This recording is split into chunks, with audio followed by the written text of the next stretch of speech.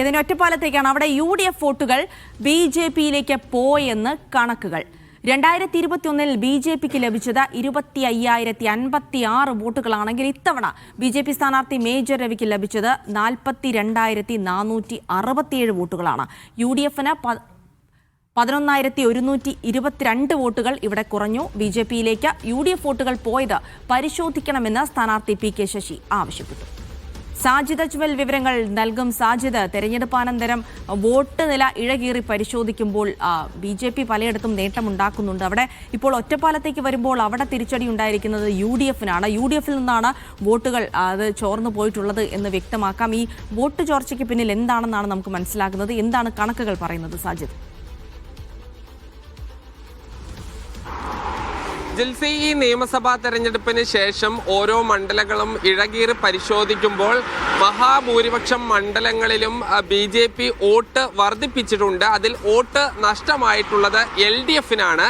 പക്ഷേ ഒരു അസാധാരണമായ സാഹചര്യം ഒറ്റപ്പാലം മണ്ഡലത്തിലുണ്ട്. ഇവിടെ UDF-ന്റെ വോട്ടിൽ വലിയ വിള്ളൽ സംഭവിക്കുകയും BJP-ക്ക് വൻതോതിൽ വോട്ട് വർദ്ധിക്കുകയും ചെയ്തു. ഏതാണ്ട് എല്ലാ മണ്ഡലങ്ങളും LDF വിജയിച്ച മണ്ഡലങ്ങളിൽ പോലും കഴിഞ്ഞ തവണത്തെ അപേക്ഷിച്ച് വോട്ട് വലിയ രീതിയിൽ കുറഞ്ഞിട്ടുണ്ട്. എന്നാൽ ഒറ്റപ്പാലം മണ്ഡലത്തിൽ 503 വോട്ട് കഴിഞ്ഞ തവണത്തേക്കാൾ K പ്രേംകുമാർ എന്ന LDF സ്ഥാനാർത്ഥിക്ക് കൂടുതലാണ്.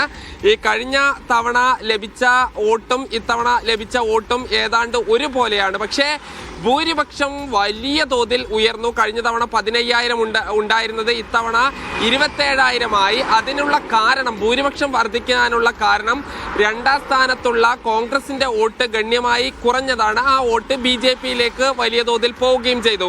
നമ്മൾ കഴിഞ്ഞ തവണ, അതായത് 2021-ൽ BJP-ക്ക് ലഭിച്ചത് 25,056 വോട്ടുകളാണ്. ഇത്തവണ മേജർ രവിക്ക് ലഭിച്ചത് അത് 42,467 വോട്ടുകളാണ്. അതായത് BJP-ക്ക് കൂടിയത് 17,420 വോട്ടുകളാണ്.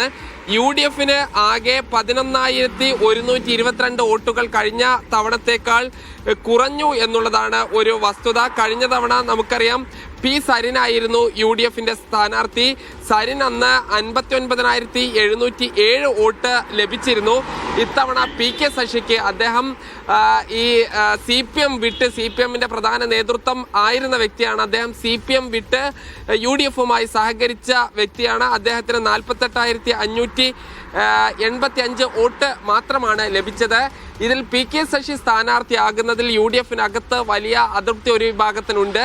ഇവർ വോട്ട് മറിച്ചു എന്ന് വേണം നമ്മൾ അനുമാനിക്കാൻ. അത് ഈ PK ശശി ആവശ്യപ്പെടുന്ന പോലെ ഈ ആഭ്യന്തര അന്വേഷണത്തിലൂടെ മാത്രമേ ലഭിക്കുകയുള്ളൂ. എന്തായാലും ഈ കഴിഞ്ഞ തദ്ദേശ തെരഞ്ഞെടുപ്പിലോ പാർലമെന്റ് തെരഞ്ഞെടുപ്പിലോ കഴിഞ്ഞ നിയമസഭാ തെരഞ്ഞെടുപ്പിലോ ഒന്നും ഇല്ലാത്ത രീതിയിലുള്ള ഒരു വോട്ട് ചോർച്ചയാണ് UDF-ൽ നിന്ന് BJP-യിലേക്ക് ഉണ്ടായിട്ടുള്ളത്. ജിൽസി, സാജിദ് അജ്മലാണ് വിവരങ്ങൾ നൽകിയത്. സാജിദ്, തുടരുക.